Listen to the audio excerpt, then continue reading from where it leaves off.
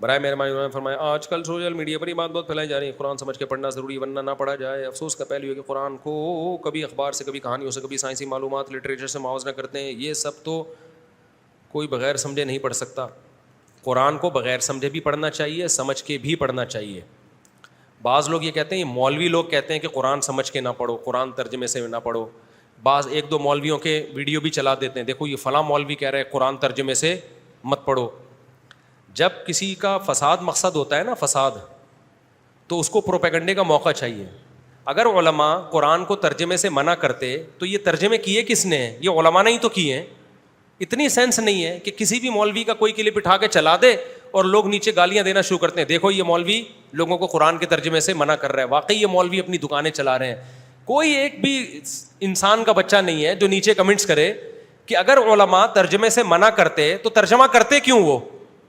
یہ جتنے قرآن کے ترجمے ہیں یہ ڈاکٹروں نے کیے کیا, سائنسدانوں نے کیے ہیں؟ سارے علماء کے ترجمے ہیں یہ. تو کس لیے کیے ہیں؟ خود پڑھنے کے لیے کیے ہیں. اگر خود پڑھنے کے لیے کیے ہوتے تو ترجمے کی علماء کو ضرورت کیا, ان کو تو عربی میں قرآن سمجھ میں آتے, تو عوام کے لیے کیے ہیں. تو یہ نہیں کہ ایک آدھ کلپ کسی بھی مولوی کا اٹھا دیا ہے تو ترجمے سے منع کر رہا ہے اور سارے مولویوں کو برا بھلا کہنا شروع کر دیا. تو جو اسکالرز یہ کرتے ہیں نا, ان کی نیتیں ٹھیک نہیں ہوتی.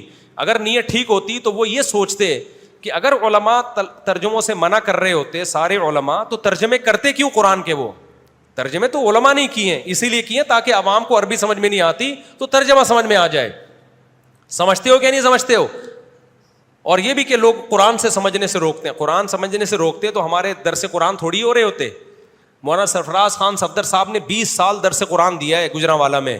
20 سال ایسا جاندار قرآن کا درس ہوتا تھا کہ آپ کی سوچ ہوگی وہ. لیکن سوشل میڈیا نہیں تھا, ان بیچاروں کے پاس جو وسائل تھے, ذرائع تھے, اس طرح سے درس دیا. مولانا سارے مولوی ہیں جو قرآن کے ترجمے بھی پڑھا رہے ہیں, قرآن کا درس بھی دے رہے ہیں.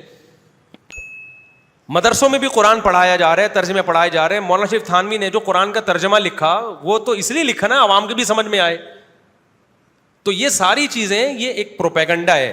تو علماء قرآن کے ترجمے سے روکتے نہیں ہیں, کرتے ہیں بلکہ ترجمے. اردو میں بھی ترجمہ ہے, فارسی میں بھی ترجمہ ہے, انگلش میں. مفتی تقی عثمانی صاحب کا انگلش ترجمہ بھی آ گیا ہے. اگر علماء قرآن کے ترجمے سے روکتے تو مفتی تقی صاحب انگلش میں ترجمہ کر رہے ہوتے کیا؟ تو یہ فضول قسم کے اسکالرز آ رہے ہیں, بیٹھے بیٹھے بس پھینکتے رہتے ہیں. قرآن پڑھایا ہی علماء نے ہے. ہاں ہم یہ ضرور کہتے ہیں کہ کسی مستند عالم دین کا ترجمہ پڑھو. آپ ترجمے میں غلطیاں بھی ہوتی ہیں. جن لوگوں کو خود عربی نہیں آتی وہ تمہیں کہاں سے قرآن ترجمہ کر کے بتائیں گے, وہ غلط تفسیریں کریں گے, غلط ترجمے بتائیں گے. اصل میں ہم ان تحریف شدہ ترجموں سے روک رہے ہوتے ہیں, تحریف شدہ تفسیر سے روک رہے ہوتے ہیں. تو اس پہ یہ لوگ لیبل یہ لگاتے ہیں کہ علماء آپ کو قرآن سے روک رہے. قرآن سے نہیں روک رہے میرے بھائی, ہم تمہیں قرآن کی غلط تفسیروں سے روک رہے ہیں. اسی طرح یہ بھی سمجھ لیں, بالکل ایسا ہی ہے جیسے ہم جب کوئی قول پیش کرتے ہیں نا, امام شافعی کا یہ قول, ابو حنیفہ کا یہ قول, تو بعض لوگ کہتے ہیں ہم تمہیں حدیث بتاتے ہیں اور یہ لوگ تمہیں علماء کے اقوال بتاتے ہیں. نا نا نا نا نا بھائی, ہم بھی حدیث بتا رہے ہیں. ایک حدیث کا ترجمہ وہ ہے جو تم کر رہے ہو, یا تشریح وہ ہے جو تم کر رہے ہو. ایک وہ تشریح ہے جو مجتہدین نے کی ہے.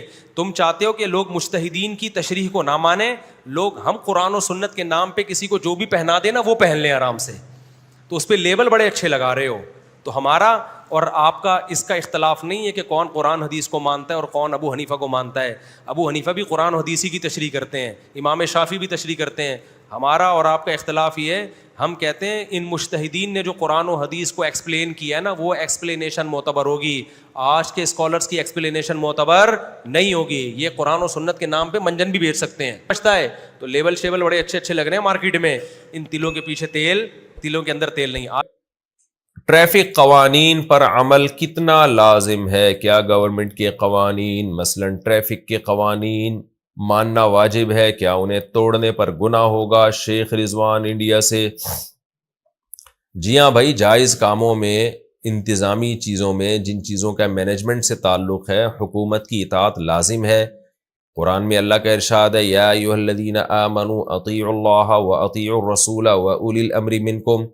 اللہ رسول کی اور اولو الامر کی اطاعت کرو. اولو الامر کا مطلب ہوتا ہے جو بھی جس کام کا اہل ہے. تو انتظامی چیزوں میں حکومت اہل ہے کہ وہ قانون بنائے تو اس کو فالو کرنا لازم ہے. دین کے معاملے میں علماء اہل ہیں تو اسی آیت کی روشنی میں دین کے معاملے میں علماء کی اطاعت کا حکم ہے. اور جو بھی جس کا شعبہ ہوگا نا, جس میں اس کو مہارت ہوگی, تو اس آیت کے تحت ان سب لوگوں کی اطاعت لازم ہوگی. جیسے میڈیکل سائنس کے بارے میں آپ ڈاکٹروں کی بات پر عمل کریں گے, تو اس لیے اس میں جو ہے ٹریفک کے قوانین میں کا مینجمنٹ سے تعلق ہے, تو گورنمنٹ نے جو لا بنایا ہے اس کو فالو کرنا واجب ہے. اگر نہیں فالو کریں گے تو گناہگار ہوں گے. دودھ دوہتے وقت نجاست کے ذرات گر جائیں تو کیا حکم ہے؟ بھینس کا دودھ نکالتے وقت پیشاب یا گوبر کے ذرات دودھ میں گر جائیں تو کیا حکم ہے؟ حامد میر سکھر سے. دیکھیں اصولی طور پر تو بھینس کے دودھ میں گوبر گر جائے, مینگنی گر جائے, پیشاب کی چھینٹیں گر جائیں, وہ بالکل ناپاک ہو جاتا ہے. لیکن اگر دودھ دوہتے وقت جب آپ دودھ نکال رہے ہیں اس دوران اگر ایک آدھ مینگنی گر گئی یا گوبر کا تھوڑا سا ذرہ گر گیا, اتنا کہ اس کے اثرات دودھ میں نہیں آئے, اور آپ نے وہ گوبر نکال بھی دیا فوراً, تو چونکہ ضرورت ہے, بعض اس سے بچنا بہت دفعہ بہت مشکل ہو جاتا ہے, تو ایسی صورت میں حضرات فقہا نے ضرورت اور حاجت کی بیس پہ گنجائش دی ہے کہ ایسا دودھ ناپاک نہیں ہوگا. دہنے کے درمیان اگر دھو لیا ہے بعد میں گرا ہے تو پھر وہ بہرحال ناپاک ہو جائے گا.